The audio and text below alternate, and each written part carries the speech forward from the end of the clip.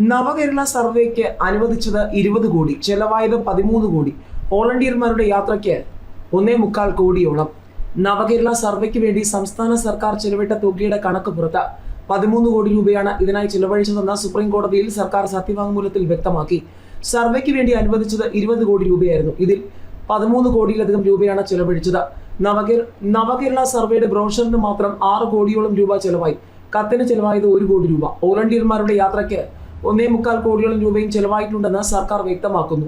നിയമസഭാ തെരഞ്ഞെടുപ്പിന് മുന്നോടിയായി നടന്ന സർവേ വലിയ രാഷ്ട്രീയ വിവാദങ്ങൾക്ക് വഴിവെച്ചിരുന്നു. മാത്രമല്ല, നവകേരള സർവേ ധൂർത്താണെന്നും പൊതുജനത്തിന്റെ പണം ദുരുപയോഗം ചെയ്യുന്നതാണെന്നും ആരോപിച്ച് സുപ്രീം കോടതിയിൽ ഹർജിയും സമർപ്പിക്കപ്പെട്ടു. എന്നാൽ ക്ഷേമ പദ്ധതികൾ ജനങ്ങളിലേക്ക് എത്രത്തോളം എത്തിയെന്ന് അറിയുന്നതിനായി സർക്കാർ സർവേ നടത്തുന്നതിൽ തെറ്റില്ലെന്നായിരുന്നു കോടതി വിലയിരുത്തൽ.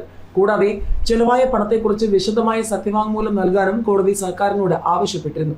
ഇതിന് പിന്നാലെയാണ് സർക്കാർ കോടതിയിൽ കണക്ക് സംബന്ധിച്ച് സത്യവാങ്മൂലം നൽകിയത്.